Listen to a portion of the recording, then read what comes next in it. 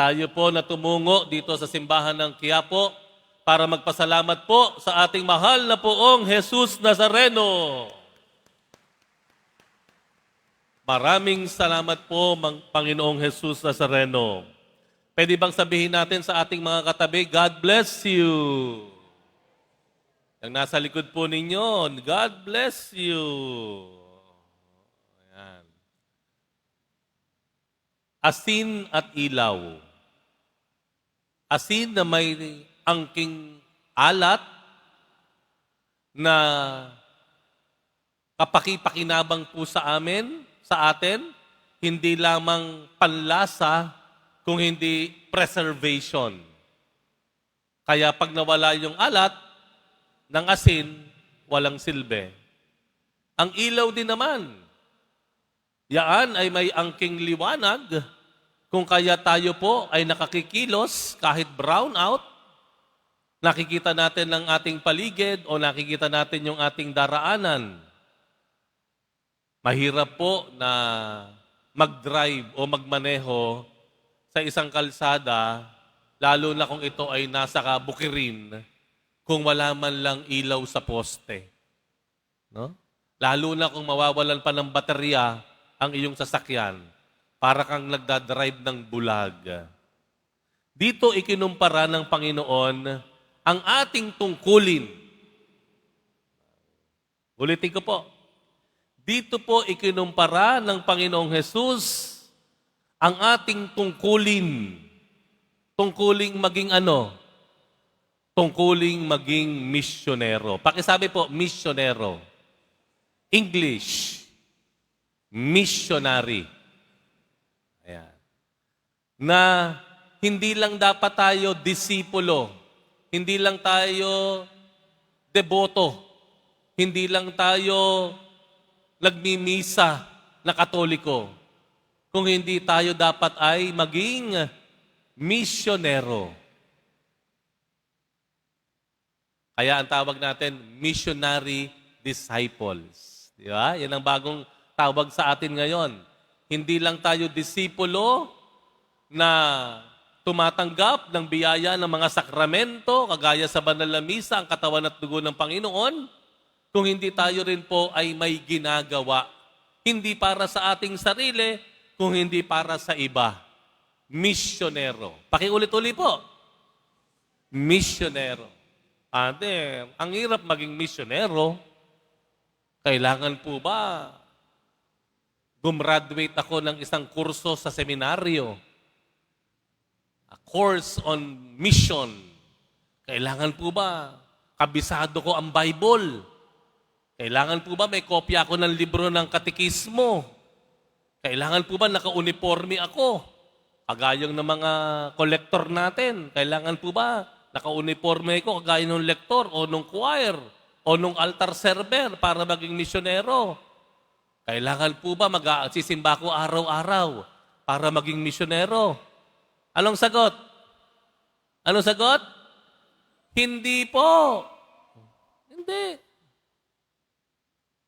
Hindi nyo kailangang maging kasing relihiyoso ng ating mga liturgical ministers.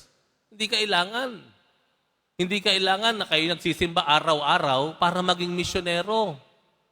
Hindi kailangan makatapos kayo ng kurso o ng isang aralin tungkol sa pagiging misyon o misyonero para maging misyonero. Hindi po.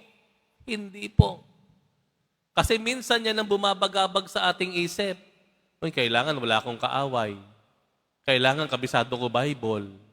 Kailangan maipaliwanag ko yung mga katuruan ng simbahan para maging misyonero. Hindi po kailangan. Kung alam ninyo, kung naka-attend kayo, maigi, mabuti. Pero it is not a requirement. It is not a qualification. Kung maging sino ka man ngayon, pwede kang maging misyonero. Ano po kayo ngayon? Sino po dito empleyado? Empleyado ng isang kumpanya, taas ang kamay? Ayun. Sino po estudyante? Estudyante, nag-aaral. Taas ang kamay? Ayun. Sino po retired na? Retired. Retired. Ayan. Sino po negosyante? Negosyante. Ayun, meron. Sino po dito may asawa na? Taas ang kamay. May asawa na? Yung mga sawa na, taas ang kamay. Sino dito dalagat binata? Naghahanap ng jowa. Taas ang kamay. Ayan. Sino po dito naghahanap ng trabaho? Ayun, mangilan-ngilan. No? Maging sino ka man, pwede kang maging misyonero. Hindi kailangang matalino ka. Hindi kailangang marami kang tinapos. Hindi kailangan maging kasing relihiyoso ka ng mga taong simbahan. Hindi po. Ano po kailangan?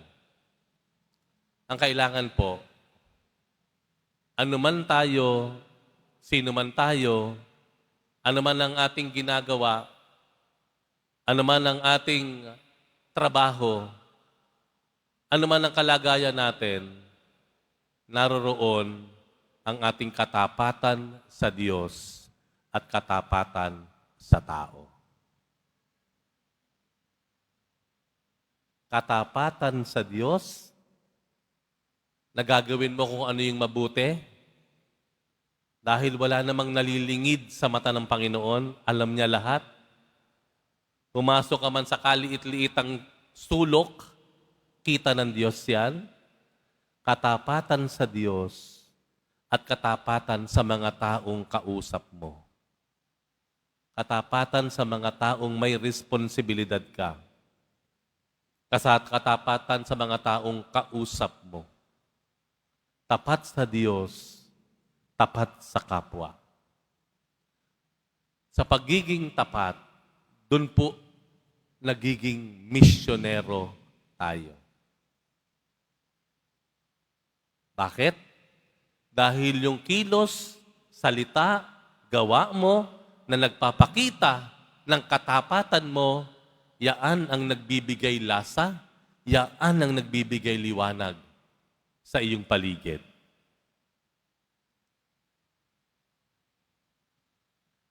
Sana dumadala kayo sa misa hindi para maging pare o maging madre. Dumadalo kayo sa misa hindi para maging katikista. Hindi po. Ang pangunahing dahilan po natin kung bakit tayo dumadalo sa misa, para tayo ay maging matapat na tao, anuman ang ating kalagayan, anuman ang ating pinagkakaabalahan, maging tapat tayo sa salita, sa isip, maging sa gawa, sa harap ng Diyos at sa harap ng tao. Yun lang po. Yun lang po. Wag na po nating lituhin ang ating sarili. Hindi po. Yan ang kailangan ngayon, hindi po ba?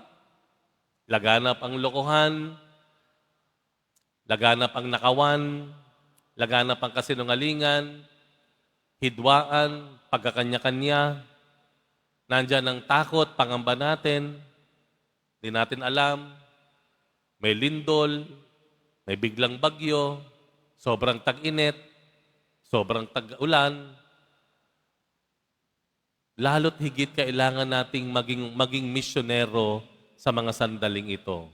Mga taong magbibigay ng liwanag sa nadidiliman nating lipunan, mga asin na magbibigay ng lasa, ng sarap, na kahit sa gitna ng mga pangyayaring ito, masasabi ng mga tao, masarap pa rin ang buhay at mabuhay. Mangyayari po iyon, hindi dahil sa pare, hindi dahil sa mga church volunteers natin and servers, sa madre, sa katikista. Hindi po mangyayari iyon kung kami lang. Kailangan po lahat tayo maging misyonero. At hindi po ganun kahirap maging misyonero para po sa kaalaman ninyo. Maging mabuti lang po tayo sa ating kapwa, maging tapat tayo sa Diyos, magliliwanag at magbibigay lasa na tayo sa lipunan at sa mundong ito.